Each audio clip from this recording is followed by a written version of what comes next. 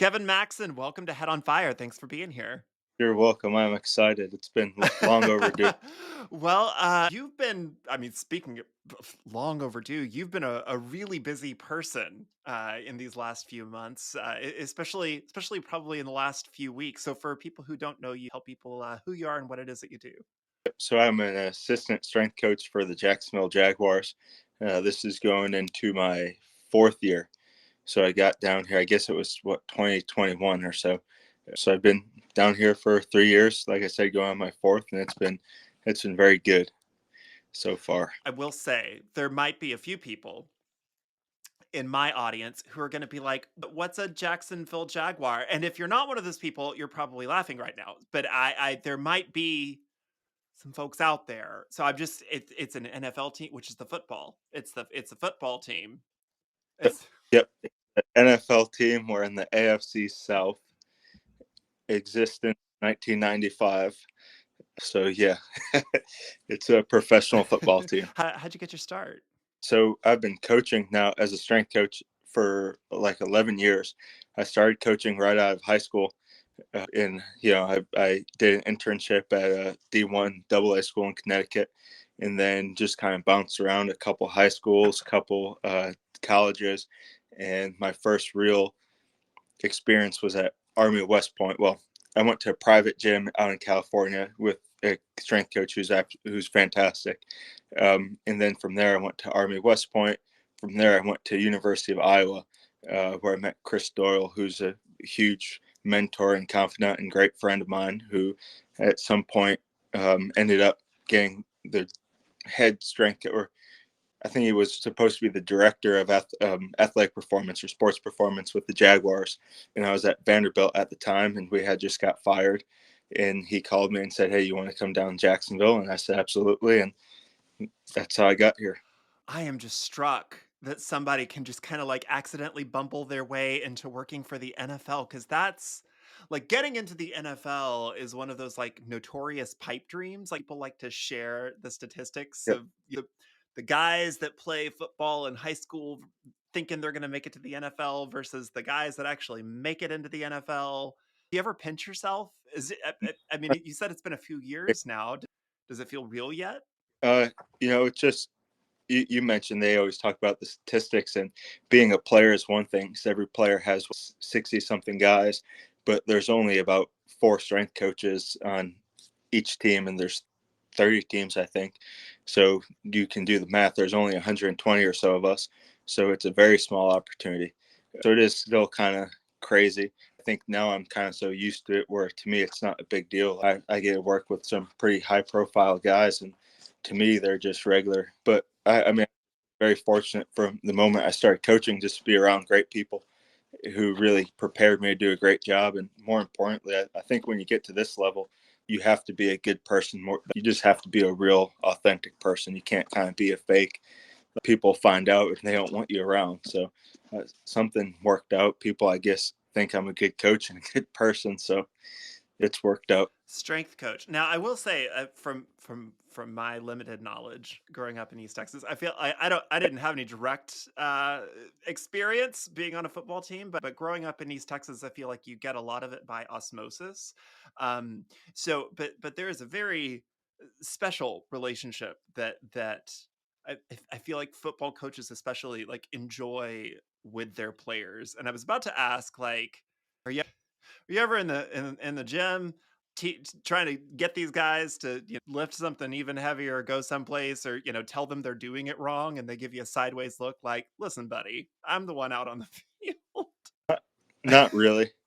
I think the guys who I work with, I think I have a good enough relationship with them where like we can be real and we can talk to each other. And yes, obviously sometimes it gets a little bit heated, but I think there's always an understanding that I'm trying to just help them make as much money as possible.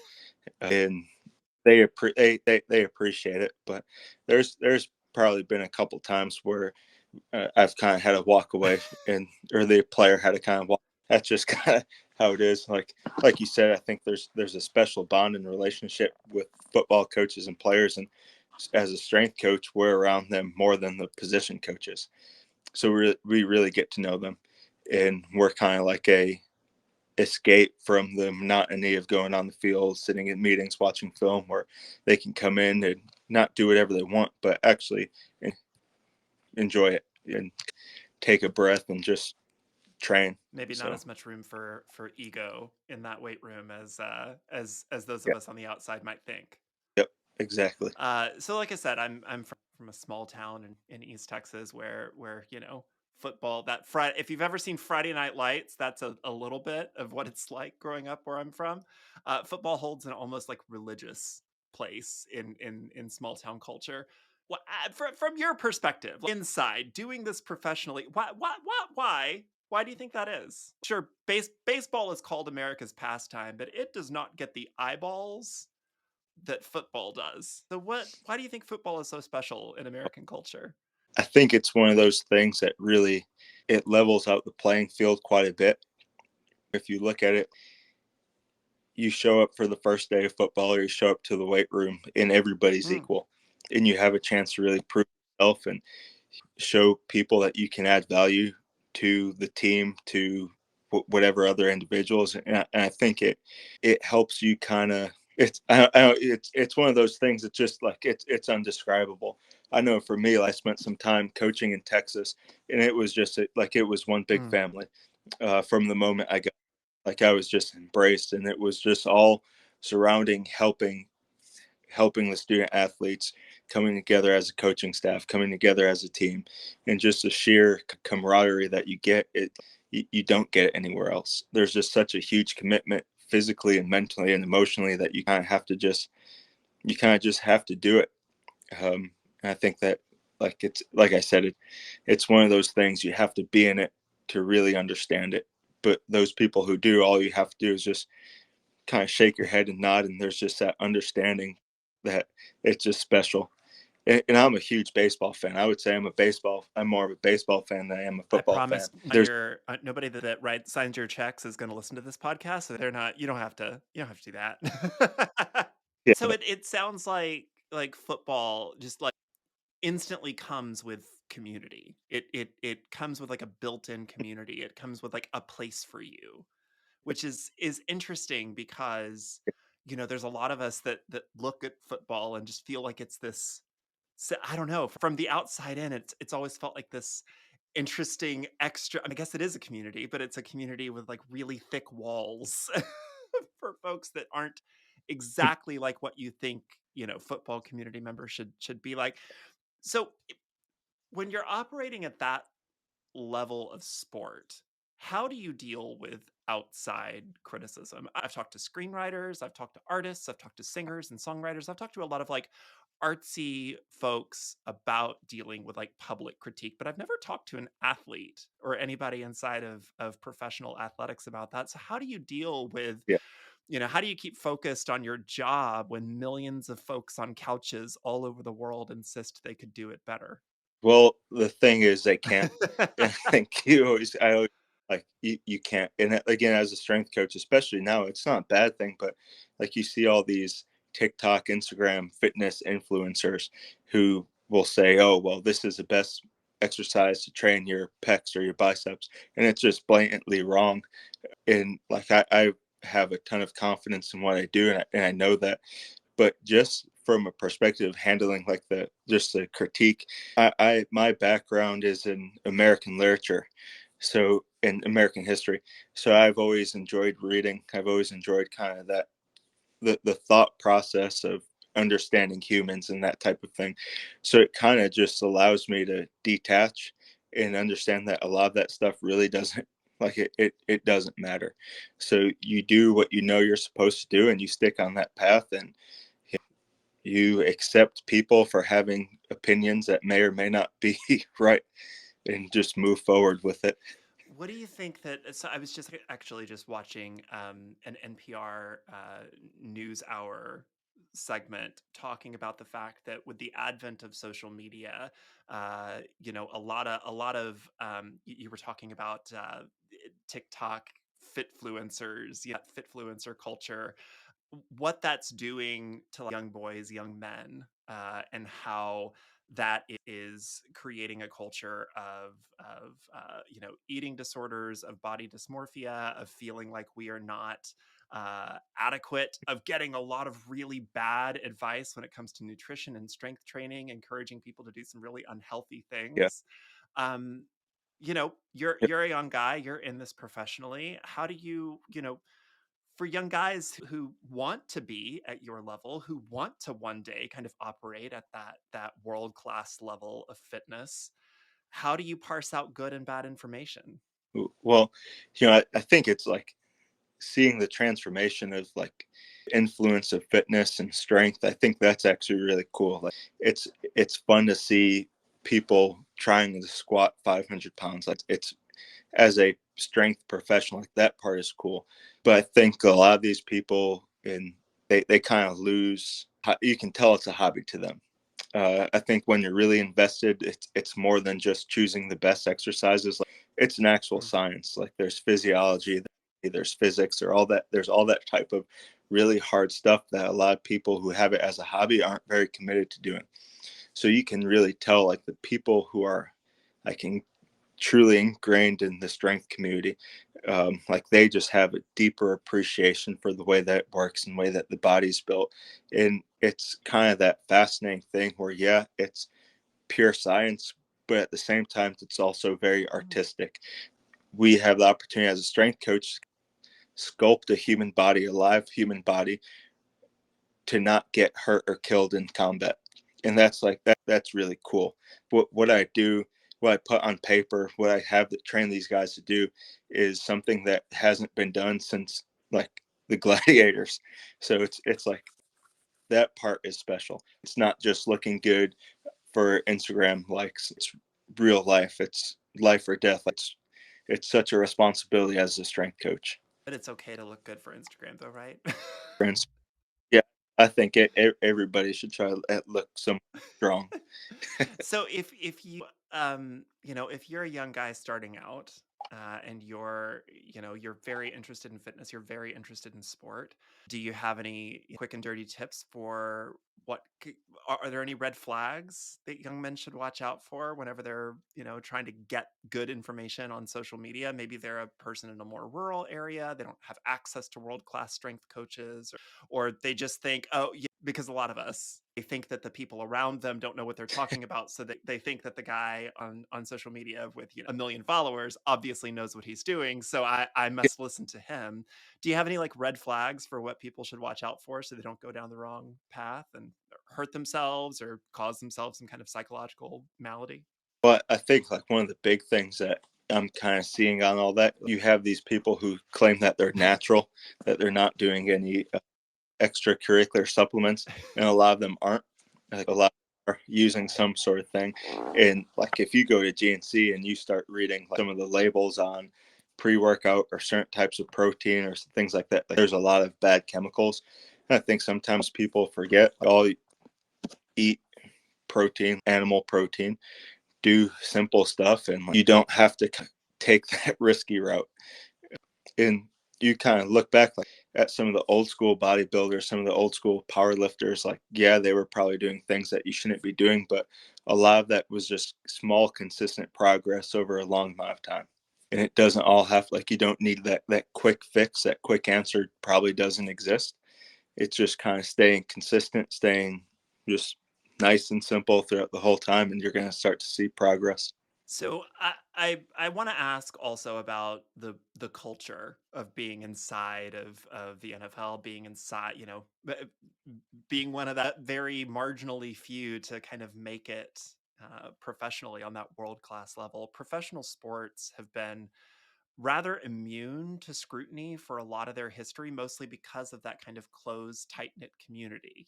There was community business, there's the stuff that unless it's on the field, we don't really talk about it. However, in recent years, some of the conversations happening off field have made their way into public consciousness. I'm thinking of issues like player health. We're talking about concussions. We're talking about the way that helmets should be designed so that we are protecting players. But there's all sorts of other dynamics at play that people are only just now really being clued into, and how they might affect safety, security, future of the NFL and other professional organizations like it. For example, most of the team owners are white, while most of the actual players are black. So, how do you think more eyeballs helps the NFL grow? And are there downsides to this much of the game being up for public debate? I think, I think I'm again in that small group where our owner is Shad Khan, and he comes from, he's I don't know exactly the country, but he's a minority, and we have a fantastic relationship. One, because I know his commitment to the organization and the people inside the organization, and two, he knows my commitment to the organization, the people inside the organization. And I think those are the things that need to be on the forefront of this conversation.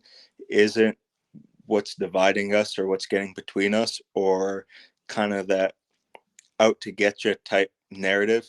There needs to be more positive conversations just surrounding this whole, just all of that. In my experience, there's a ton of people who have a great impact, who I'm looking from the outside in. Your first kind of thought would be, oh, you have to watch out for this person. They're probably thinking this about you. And I've come to believe that's not true. And for me, like in my process of just coming out, I was listening to a lot of those narratives, those negative narratives. And then I finally shifted my mindset to listen to the positive ones. So I think just as a league and as people involved in the league, we have to kind of share that. And it's not just those, it's on both sides. It's on the people who are trying to do the right thing. It's on the people who may be doing the wrong thing. We have a responsibility to change people's minds. And like I said, shift the mindset from always looking for negative to looking for some sort of positives, because there are a ton of it. There's a ton of positives. And I think a lot of people who just watch a game of football say, oh, well, they're just kind of, dumb jocks and this and that. Everybody's complex. Everybody's unique. Everybody has their own identity outside of the color of their skin, outside whatever sexual orientation, religion. They're complex, like I said, complex and unique human beings who are, you have to appreciate them as that. And it's not just grouping people into just categories for the sake of that. So there is an element of that where you know folks in the audience, folks on those couches, occasionally when somebody like yourself comes out, or when somebody expresses a political opinion, or uh, you know reveals that they are a person off the field and not just a player. When folks in the audience say, "I don't want to hear that. Shut up and play. You should not have any kind of opinions or anything." Usually, it's because those opinions don't match theirs, and if they were maybe expressing those opinions, that they would be like, "Yeah, woohoo, yeah." Do you think that it is becoming more acceptable for for athletes, coaches, people inside of these professional sports to be their whole authentic selves, to maybe not have to shut up and play? Do you think that there is a space for that, or is that still difficult? I like I said, I always try to take the negative and turn it into a positive. So I hear all these people, and it wasn't so much. I didn't get a ton of it, but I knew the kind of, there's comments being made like, "Why does this matter? Who cares? Just do your job." And I think that's something that we have to embrace. And if we embrace it, we normalize it. Like those people are 100% right. It shouldn't matter if I'm gay, straight, Jewish, whatever. Like none of that stuff should matter. The thing that should matter is that I'm a good strength coach. So I think if we embrace that, I think we kind of just, we can fight out that hatred with love, and we can fight out that ignorance with kind of intelligence.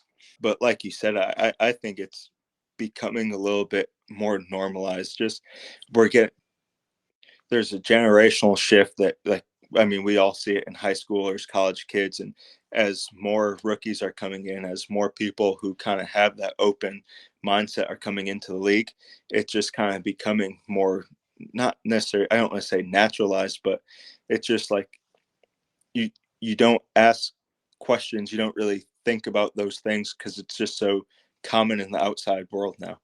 And I think that's it. Like yeah, it may sound bad, but it's one of those things in my perspective. That's the way it should be. These things shouldn't really have to be talked about to be accepted. Do you think that people who do have the kind of spotlight that being a professional athlete, being a professional coach, being a professional in an Mhm. industry where the world's eyes really are on you, do you think that there Yep. is an onus on them knowing how many young people are looking at them to be, I don't know, that quintessential good example? And if so, what does that look like? Yep. Yeah, I think there's a huge responsibility, and it doesn't have to come in any specific way. If there's a closeted player in the NFL, like it, I think it's wrong for us as a community to expect them to come out. But I think they have a responsibility to show people that hey, you can be who you are and not have to do anything that society really tells you to. You're allowed to be your unique individual self. But I think it one comes down to what that individual is comfortable doing. But I think, like I said, there's so many positive stories that has to be shared. There's a ton of people in my experience. They may have not broadcasted their support, but their support in the organization carried over to other people. So just in their accepting of me is helping change the kind of mindset throughout the whole organization, and that's going to help change the mindset of the whole league. And I think when the time is right, there'll be more people like Carl who have it in them to come out while they're Mm. still playing.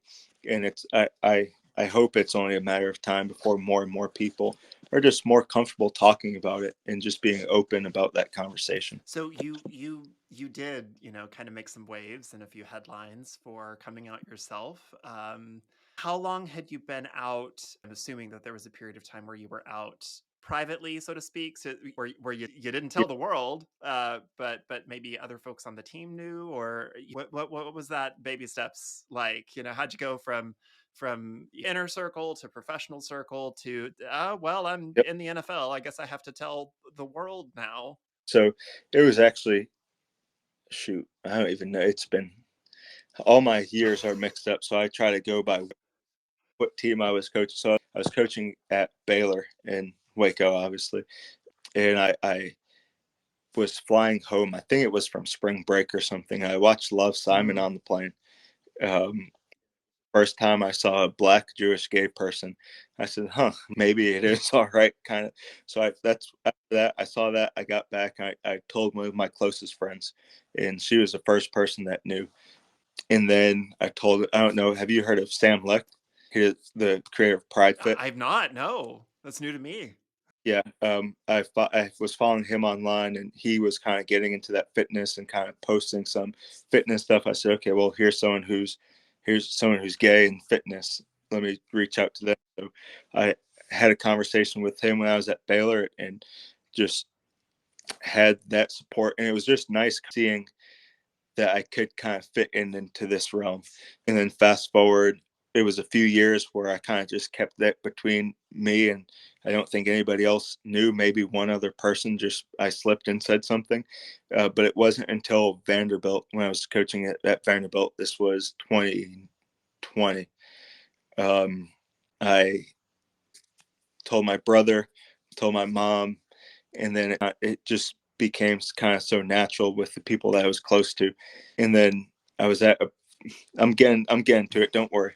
Then at a bachelor party this this spring for one of my closest friends, and I had told them a little bit, and then we kind of had that conversation. They actually got to meet my boyfriend, and it just was like one of those things where they're like, "Well, why didn't you just tell us?"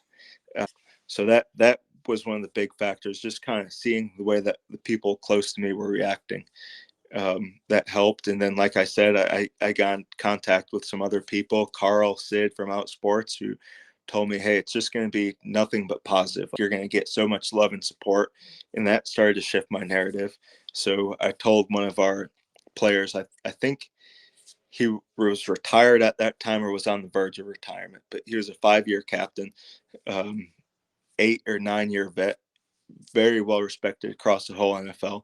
I told him, and he said, "Listen, if no one's gonna fuck with you, like you're if you're good with me, you're gonna be good with everybody," and it was true.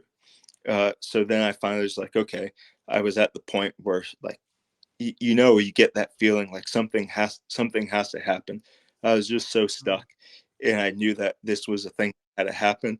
And Sid helped make it possible with the story from Out Sports, and it was just so things just aligned so well. The story came out the next day. We were back in camp, so we were focused on football, and it was just like everything was just back to normal after that one day. So it was just it kind of everything just worked out.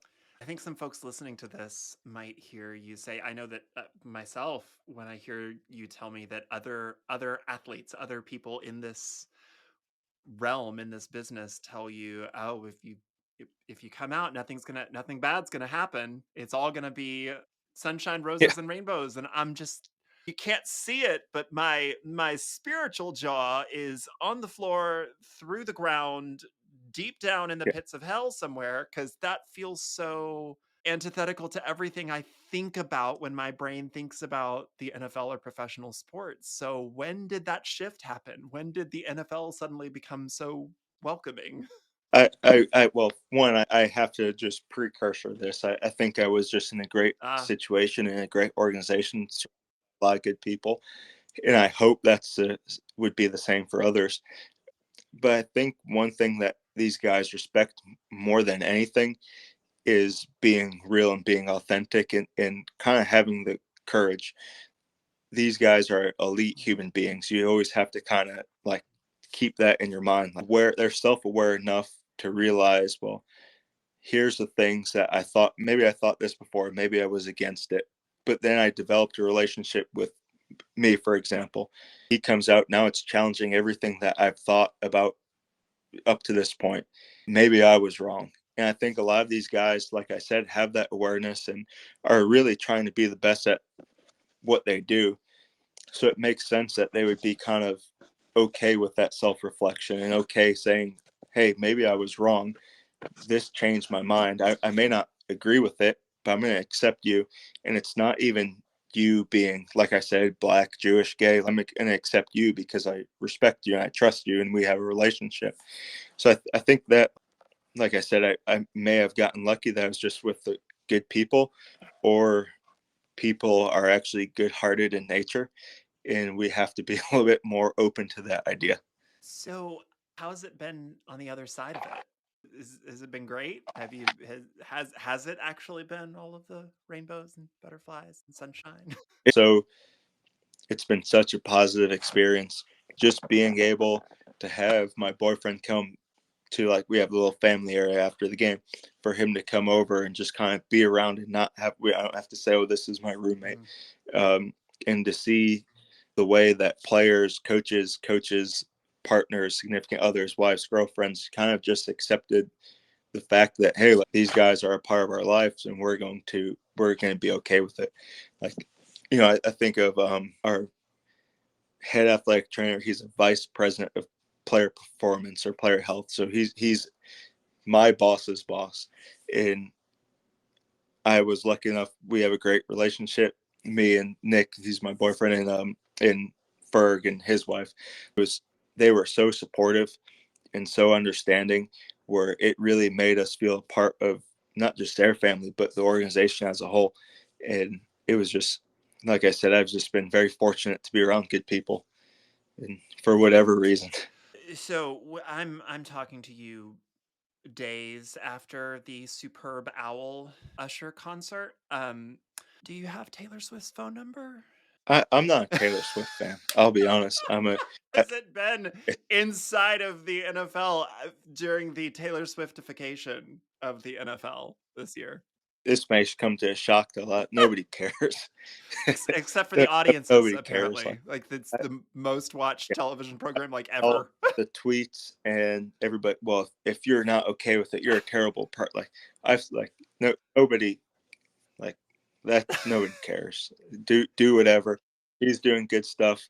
Travis is doing good stuff. So more power to them. Let it happen. Are you guys are But is there any conversation around trying to be like, well, now we have all these like Gen Z teenage girls watching, maybe we should let the players, work out in crop tops or something like just the little bit more appealing to this new crowd of I think it's cool that like you said, it's the most watched TV uh-huh. event ever.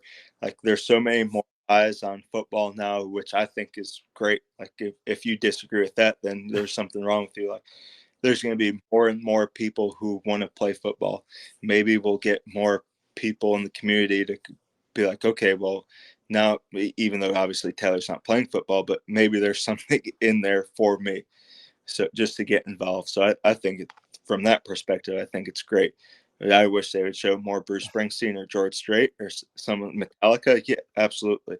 But I have to understand that there's I somehow different tastes. missed the George Strait gene, but my husband is also a big George Strait fan, like big one. I think I must Uh, have missed uh, that gay conference. Was that did I miss that invite? Was I just not invited? Is there a height requirement or something? I was there's he's and Bruce Springsteen. I mean, just you look at some of the pictures of them back in the day, and I can see why they should have more of a gay following. I think. So speaking of like a following, does being out, I mean, obviously being one of few. I mean, you're already one of few as an NFL strength coach. We talked about that up top, but being one of few out people in a professional sport, being one of few, put spotlight on you. How has, I mean, is that an added pressure? I mean, I'm sure your DMs are a nightmare, or they were, maybe they still are. But like, is added spotlight detrimental to you in any way? Well, when that story first came out, I told Sid, I was like, and a lot of people close to me, like, I didn't think it was going to be a big deal. Like, I thought it was going to have a very small You're an NFL viewing. coach. You And, didn't think coming like, out is going to be a big deal? no, I didn't think it would kind of gain a lot of traction. Like, I thought it was just going to be like, oh, okay, well, Do you next. not know how big But the NFL that was is? obviously, This is a big deal. yeah, but I didn't think the NFL were necessarily going to see it. So I don't know. That's my mindset. So, no, I, I love it. I, That's I I love when people surprise me. I never would have expected that answer. you should you'll understand this being from East Texas. Like I mean, I grew up in Connecticut, but I'm a very small town, very base. Like just give me a Miller Lite and some music, and let's just kind of detach and be in our own little group. And that, like, I, I don't know. I didn't think of it. Okay, I am not the athlete in my family. I'm kind of the black sheep in that way. My dad's an athlete. My brother's a big athlete. He still competes, and he's a strength coach as well, and also a power lifter. So these next few questions are specifically from him because I do try to research my guests somewhat and have some kind of like informed deep dive conversation about your actual job because ostensibly this show is about kind of jobs that we all think that we know about, but we don't actually. So, a strength coach for the NFL, I obviously, the way my brain works, I have lots of questions about like the society and culture of the NFL. He has questions about being a strength coach. So, from my brother, the following questions, and listen, you could say anything right Uh, now. I'm not going to know any, I'm not, you could BS me. I'm not going to know any of this. I go to the gym, but I go to the gym so I'm pretty on Instagram. I don't go to the gym so I can lift heavy things. Okay. What methodology do you base your programming off of? oh, okay, that's a good one. Uh, Obviously, as a part of a whole strength staff, um, we kind of have a group philosophy. And one of the things that we like to do is kind of use some sort of block periodization where we'll take maybe 2, 3, 4 weeks and focus on one attribute, and then the next 2, 3, 4 weeks focus on another attribute. And that just kind of helps guys kind of be fresh and not get so kind of, I don't even know what the word is, get used to. So there's a lot of variation. We're trying to use variation.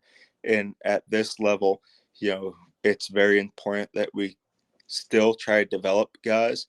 Like we have some 8-year vets who, like, we want to get as much as we can out of them. And I think that's one of the things that we do differently than a lot of people across the league, and is like we're constantly trying to improve. Next question from my brother. When it comes to your athletes, how do you develop individual programs? Is it based off position groups or is it more individualized than that? So it's based off of position groups, I think would be the number one thing.